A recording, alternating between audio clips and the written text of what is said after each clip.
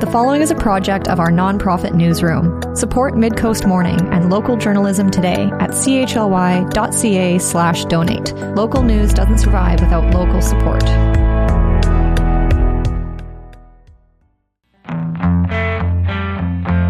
Hello and welcome to Midcoast Morning.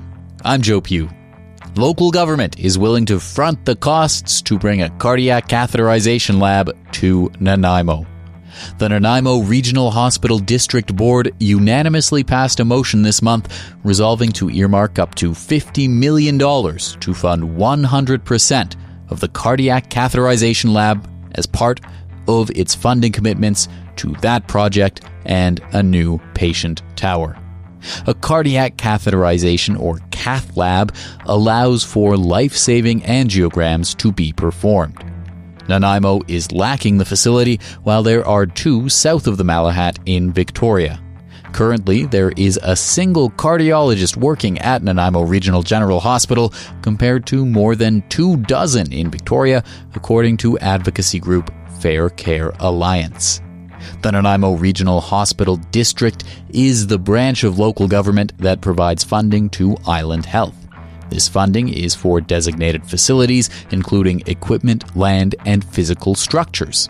The Regional Hospital District has its own budget and is governed by a board of directors from the RDN. The hospital district approved its 2026 provisional budget earlier this month. It will see an average home valued in the $830,000 range, paying around $530 in property tax for the hospital district contribution, with that amount projected to rise by around $100 in each of the following 2 years as the board saves money in reserves to pay for major projects. Nanaimo City Councillor Janice Perrino is currently chair of the hospital district board. I spoke with her about the board's commitment to funding a cath lab. Could you explain the significance of this motion around funding for a future cardiac catheterization lab in Nanaimo? Okay, so what's happened is, of course, we have been really pushing for several years now a major hospital expansion.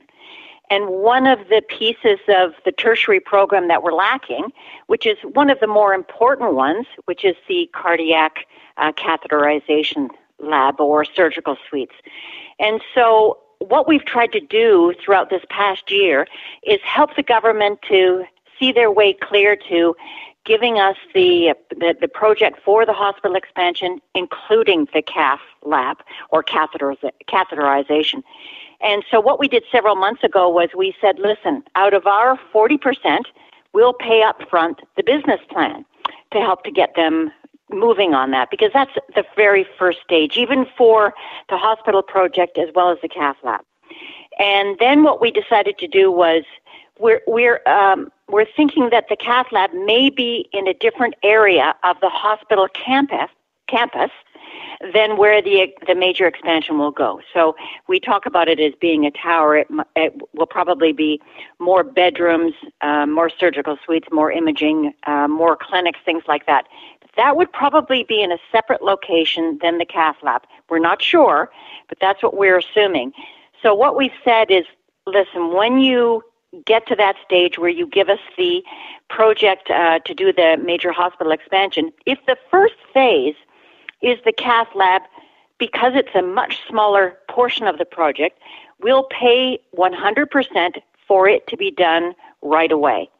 And so what that means is that out of the 40%, we're not going to pay extra. We're going to pay our portion, but we would pay upfront for the cath lab to be completed.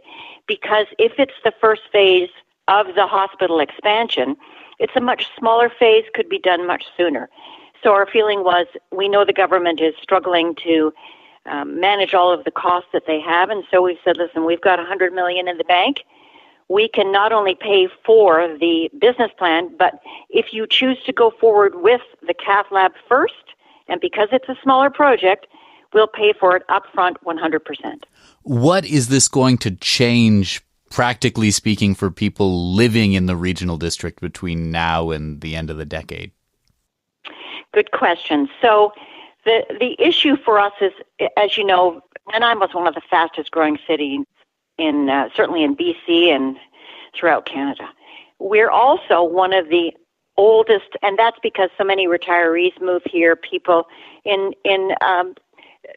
over 50 will say they're moving here faster than any other sector of the population. So we know that that's the sector that suffers more so from heart attacks, strokes than any other.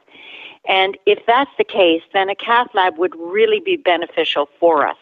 And we're not talking about just Nanaimo. We're talking about every community, every nation north of the Malahat. So this is a very large area. In fact, we know that the population is a minimum of 450,000. And we service that area from north of the Malahat right to the northern tip of the island, because we're the tertiary hospital. So everybody who needs a cath lab could come to Nanaimo to have their cath surgery done rather than going to Victoria. And it's a real benefit, in fact, to Victoria, because they're not only taking care of their own population, but they're taking care of our population as well. So this would reduce the numbers for them and allow people to get through the system faster. So with the local government saying that we're going to pay up front these costs, ballparked at around $50 million for now, where are we at as a regional district in terms of how much money is saved up for that now and how much is still to come in future years' budgets?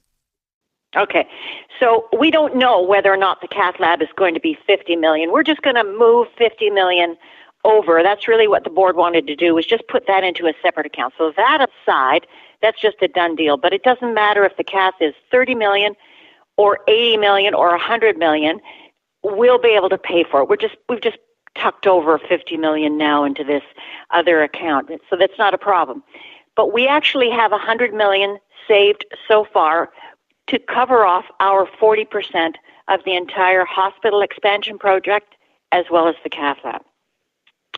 And out of that, we know that a hospital expansion is probably going to be over $1 billion.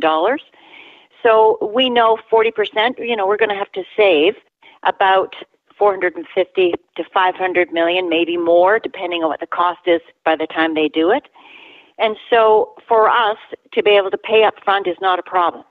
We've got the money, and what we're doing, and this is the hard part, we are taxing very high. We've been taxing very high for the last few years, trying to get the money in the bank to minimize the long-term borrowing that we expect we'll have to do when the hospital expansion is finally done. The cath lab is not going to be our major problem because it's such a small project by comparison to the hospital expansion.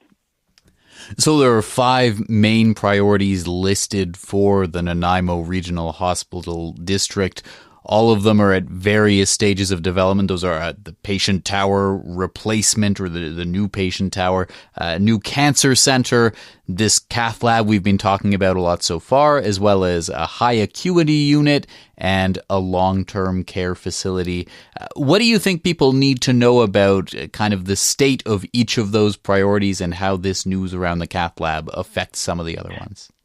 Well, we've got some good news. The ICU and the HAU is now done. That's fantastic news, and it's serving people as we speak. The cancer center is being built right now. We just broke ground at the end of October. We're only contributing a very small amount of money to that. I think it's about $11.8 million towards that project. That's all. But that's already in the construction phase. Fantastic news. Now we're just waiting for the government to, and I should say that the final designs, as far as we know, are in the works right now for the long-term care facility, which will be located in the Lanceville area, and we're waiting for final agreement from the government to do that project, and we're prepared to pay 40% of that, as well as the hospital expansion. We're waiting to hear, of course, on that, and the cath lab. So there's a lot still to come.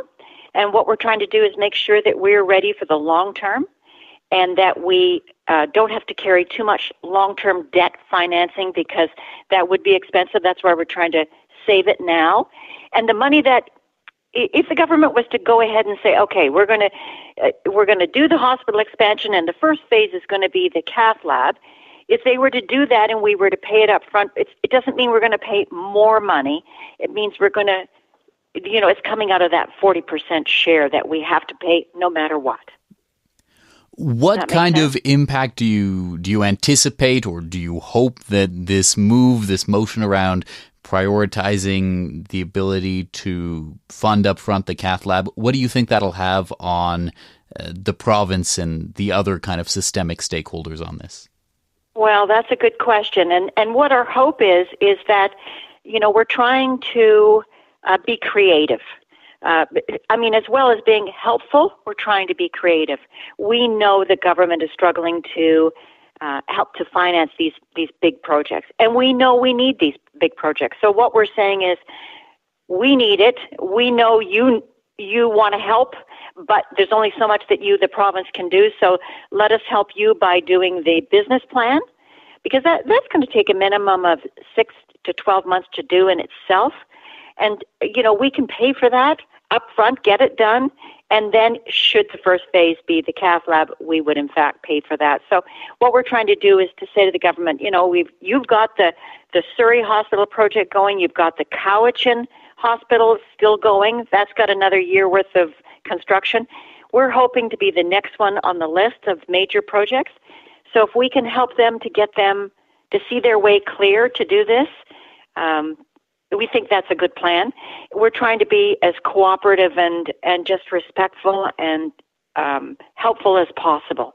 It's a tough go for everybody, but Nanaimo, the hospital was actually opened 63 years ago, so it needs to be expanded. It was built for a population at the time of about 25,000 people, so it's in need of a major expansion, and we know that, and they know that. So if we can be creative and helpful at the same time, that's our goal. With the regional district making this commitment about funding the cath lab up front, what do you think the most realistic timeline is for progress, either shovels in the ground or it one day being open? Well, if we think of the business plan as being the first, the start of it, right? Because they have to figure out where it goes exactly, how it will lay on the land and that kind of thing. Even though we know we've got the space, it's a complicated process. So if the business plan takes 6 months to a year, maybe a little longer, we could in fact start construction. If they decide to go ahead with the cath lab, we could start construction. It could be done within 3 to 4 years. That's a possibility. It might be too optimistic, but that's the goal that we're hoping for. And for the major hospital expansion, that could be as long as 8 years. These things do take time, and we realize that. We just need the next phase to be given to us, which is yes, you can go forward with the business plan, and that the cath lab will be part of the business plan and where it will go on the property, on the hospital campus. And I understand that there's a group representing our region who is going to be making a pitch in the relatively near future to the federal government looking for some infrastructure funding. Well, that's what we've heard. We're not associated with them. We've certainly had them come and speak to the regional district directors, and they're very community minded, I know, and I think that they realize too that the province is struggling to make all these financial commitments. So what they're trying to do is go to the federal government. I think you're talking about the Fair Care Alliance. Is that right? Yes. Right. So yeah. So they're thinking that if they could go to the federal government to try to make the pitch there that this is not only desperately needed, but there are good reasons to do it here, and to come up with some financing to help to make this a reality, that would be terrific.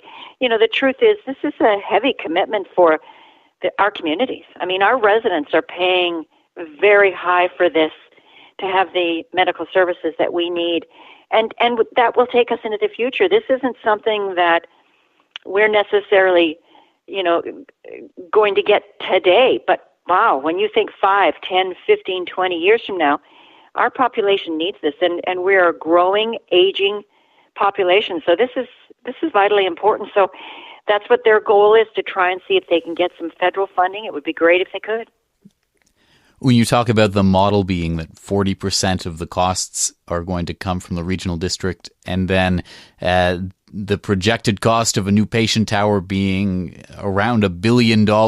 Is it feasible for a local government from property tax revenues to come up with that kind of money? Does the model still work?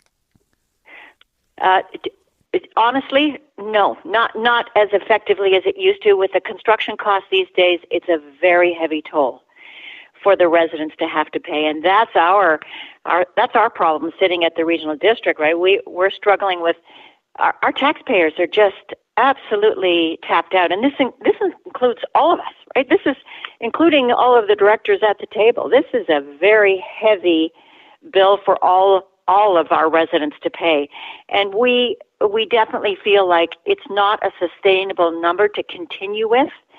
But in the meantime, we'll do what we can to put as much as we can away, because we know that this has to be done. And it's a lot of regional districts around the province are struggling with this.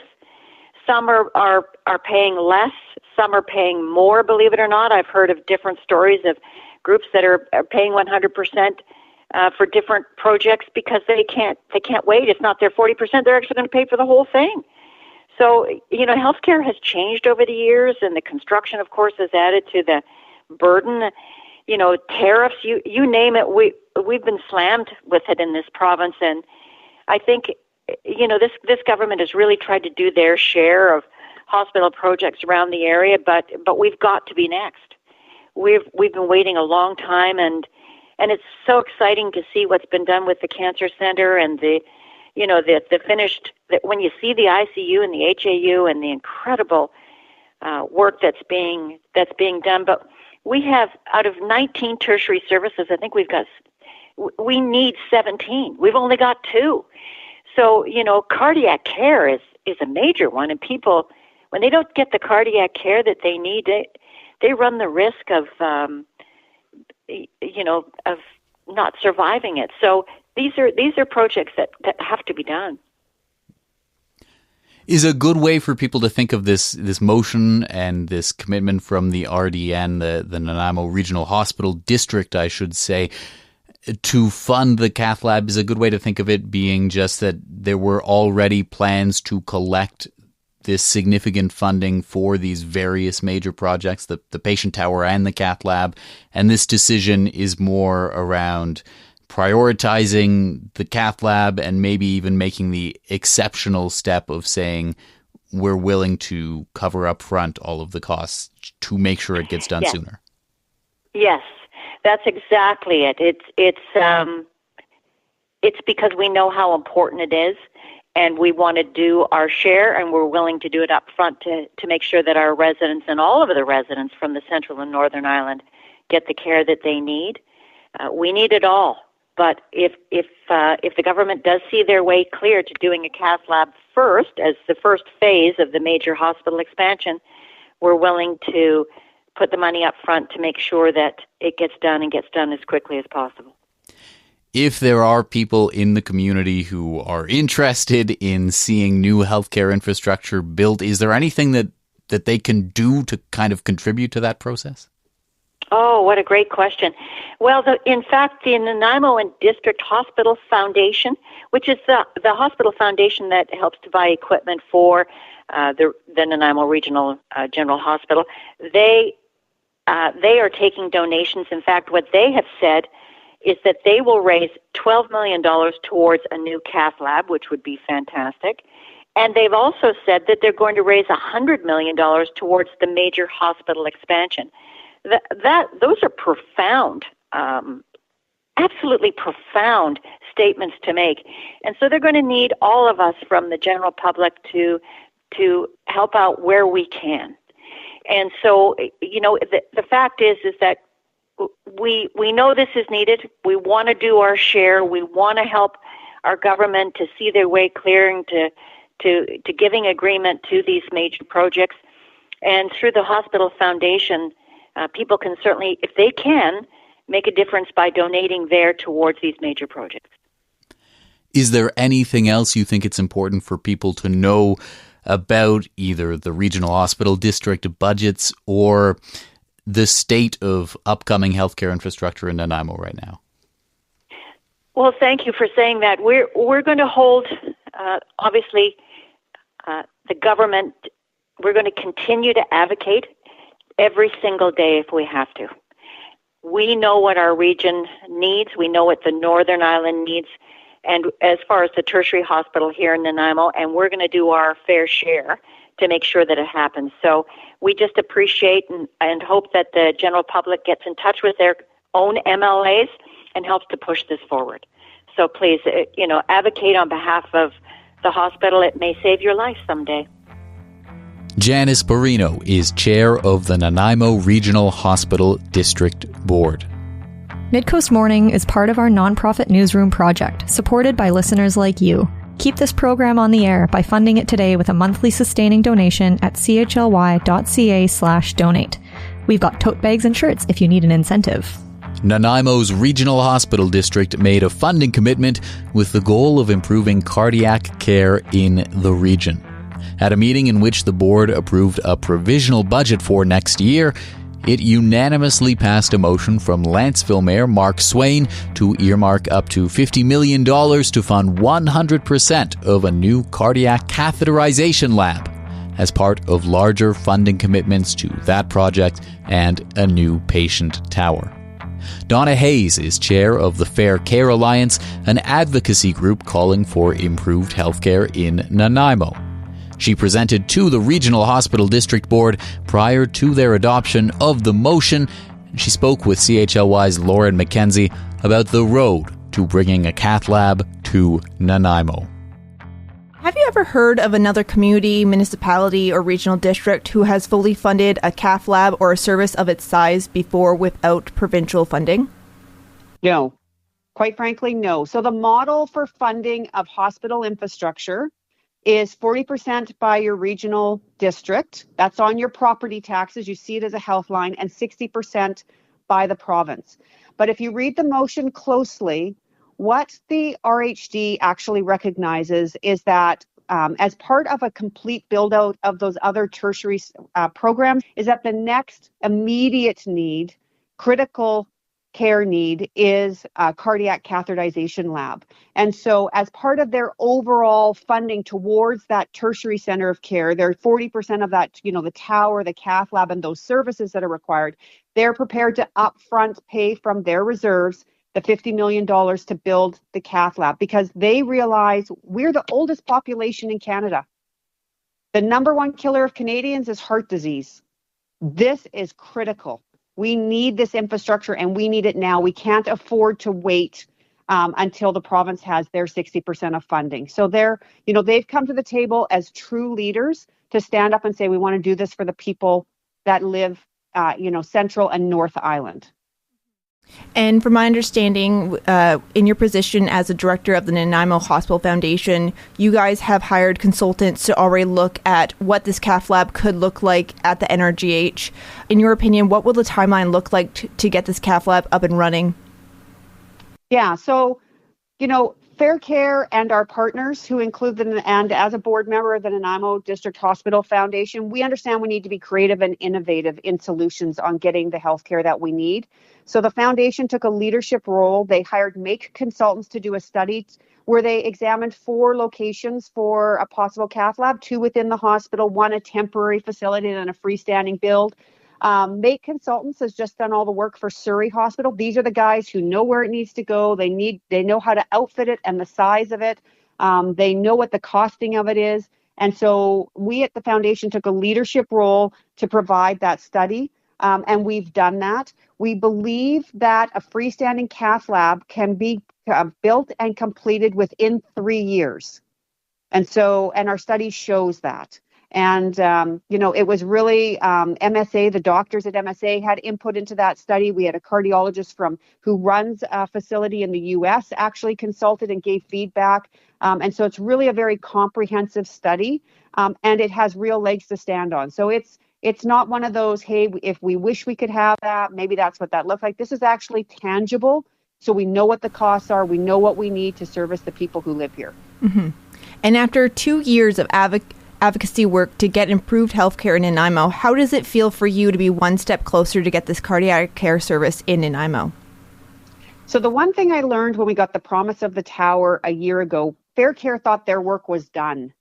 But it became painfully aware that that was simply one step in the process, because getting a promise wasn't actually getting a business plan. It wasn't actually getting a shovel in the ground. And so we realized that this is a step-by-step process. I mean, the NRHD coming forward and taking on such a huge role and making such a huge statement, I mean, for us, that's a high five moment. That is us a very thankful moment. We're excited to see our actual taxpayers' dollars physically being put into something that will affect the people who live on Vancouver Island. But we're also very realistic that there are still further steps. We still need Island Health to approve the operating funds through Cardiac Services BC to say that we will operate the cath lab. We still realize the province still needs to sign off on this plan. But this is one very critical step getting us closer, and that we're not asking the province to come up with capital funding immediately. Throughout the last 2 years, you have been calling for the community to show support and stand with the NRGH and with Fair Care Alliance. Are you doing any calls out right now during this moment with the cath lab? Yeah, we're still asking the public to come together, sign our petition. We'll be presenting our petition hopefully early in the new year. We'd ask community members to sign that to show their support. Because like I said, we still need the province to see that this is critical to the community and that the community supports this work. And is there anything else you would like to add to this conversation we're having? I just want to say how proud I am of the NRHD of taking this leadership role, how proud I am of the Hospital Foundation and of our community for taking a stand together. I don't believe we've ever seen our community come together quite so succinctly on a single topic to bring awareness to it. And I think it just proves that by speaking together with one voice, together we can create change that is impactful to our community. Fair Care Alliance Chair Donna Hayes speaking with CHLY reporter Lauren McKenzie about the recent funding commitment from the Nanaimo Regional Hospital District around the eventual construction of a new cardiac catheterization lab in Nanaimo. That's our show for the day. Thank you for joining me. I'm Joe Pugh, host and producer of Midcoast Morning. Jesse Woodward is our executive producer, and RB Frew is our technical advisor. Our theme song is First One by local Nanaimo band Waste Management. You can get in touch with us at news@chly.ca. That's all for now. I'll talk to you on another Midcoast Morning. This program gives thanks to the Nanaimo First Nation as we broadcast and podcast from their traditional territory. Thanks for listening.